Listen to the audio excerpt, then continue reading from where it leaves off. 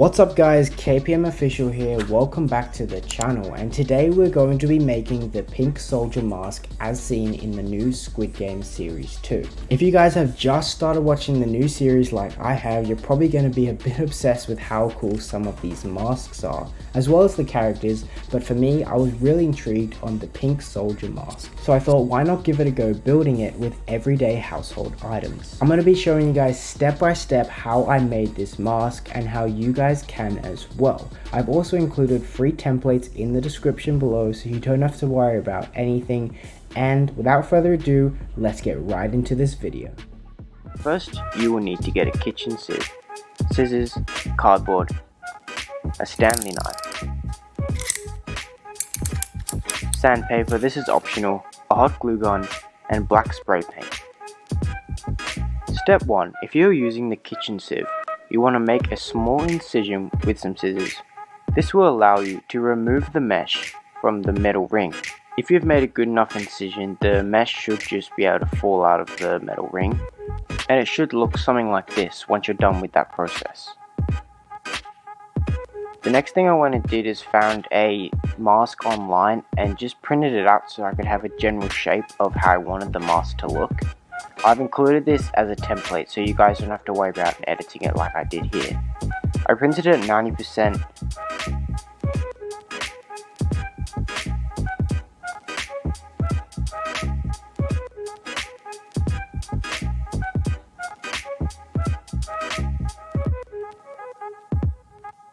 After I've done this, I traced it out with my Stanley knife.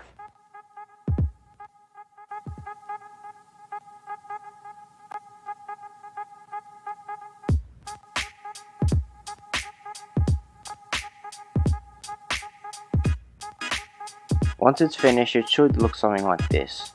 Now it's not a major detail because it doesn't have any impact, but there are some small curves around the middle of the mask. I then just put the mesh on to see if it fits. Next thing that we'll be making is the details on the front of the mask. You have 2 strips down the side and 1 across the middle. I traced them out to about 1.5 centimeters, and I quickly realized after that it was way too big, so I trimmed it to around 1 centimeter. As you can see, it is way too big, so I trimmed it to 1 centimeter, and all of these pieces are in the template, so you'll be easy to find them. I then used some sandpaper just to sand the edges. This is optional, but it just gave it a really smooth finish. So the next thing we'll be doing is the 2 pieces that run down the side. These pieces are the exact same as the top piece, they are 1 centimeter. After I trimmed it out, I went again and just sanded it back to make it nice and smooth. All these pieces are in the templates, however you might need to adjust to your mask and your liking. After this, I cut the template in half. Now this is optional, but I just did it to allow for some flexibility within the mesh. After this, I trimmed it into a semicircle, so the edges so that you can put your face into the mask. You want to make sure that you cut it just enough so that it doesn't break, but also enough so that you can fit your face into the mesh. It should look something like this, around 1 centimeter all the way around. After I cut out the face template, I just put the mesh over to make sure it fits, and as you can see, it sits nicely inside the mesh.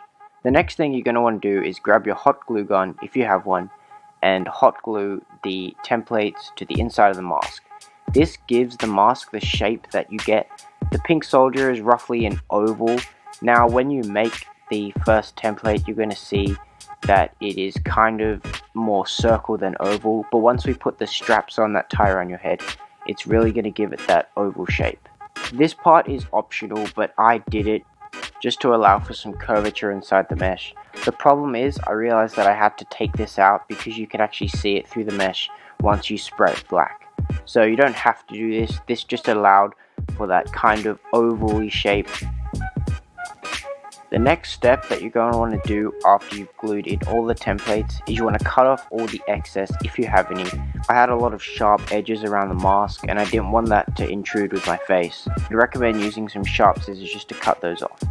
The next thing we're going to do is we're going to actually stick on face details. You've got the main piece which runs across the middle of the face and the 2 bottom pieces which sit around the lower areas. When I looked at the actual mask in the TV show, the middle piece actually sits lower than the middle. It is not 50%, it's not halfway, it is relatively 40% above the face.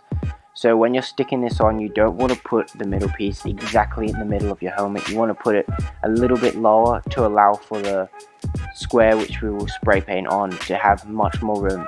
After I glued on the 3 pieces, I went back and looked at the helmet, and it's got this piece that runs all the way around the helmet. This is almost like a singular piece of cardboard, but I realized that you've got the middle pieces which intrude, so I had to make multiple pieces just to run around the sides of the face. These are in the templates as well. You may need to adjust the size of them depending on your helmet and your liking, but they're relatively simple to attach. I'm just using some hot glue again just to run around the sides.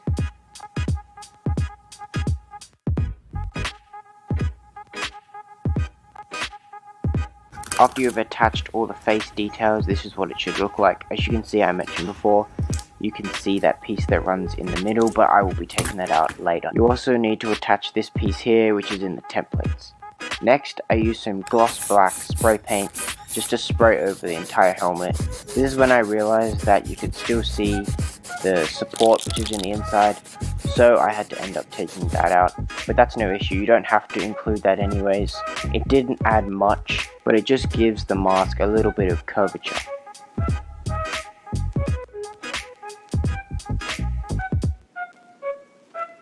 I did 3 coats of black paint, and as you can see, this is what it looks like afterwards. I'm pretty happy with how it turned out. The next step is getting that square on the front of the mask. Now you can choose to do a circle or a triangle, but I just chose to do a square because in the show it's the highest rank, so I thought that would be cool. I just printed off a square here. It is in the templates and I traced it out.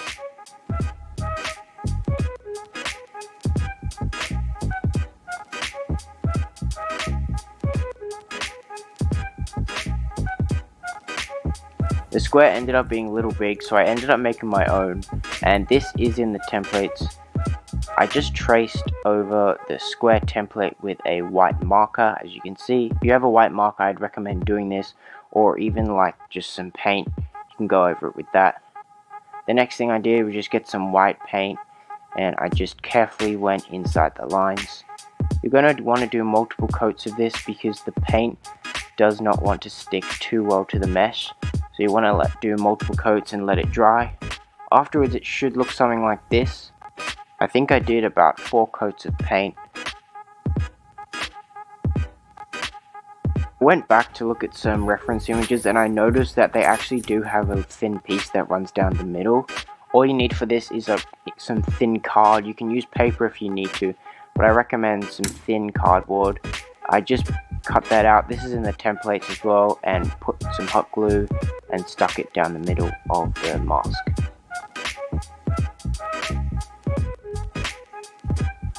It should look something like this at the end. The next step is adding buckles to the sides of the helmet so that when you put it on, you have some straps that you can tie up. I used an old bike helmet and I just took out the straps from the bike helmet. As you can see, here they are. And I'm going to put them on the sides where the middle piece runs.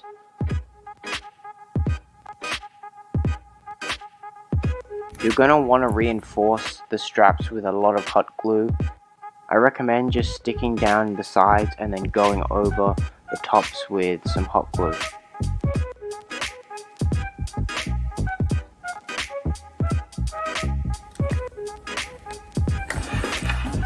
Here you can see I've gone over the tops of the straps with some hot glue just to reinforce them because they are going to be holding up the mask and you don't want them to break. The next thing I did was just mask off the top thing so I didn't get the rectangle black, and I just sprayed that bottom piece. Now you guys should probably do the bottom piece before you do the rectangle, but I completely forgot to do the bottom piece. So here's me spraying it.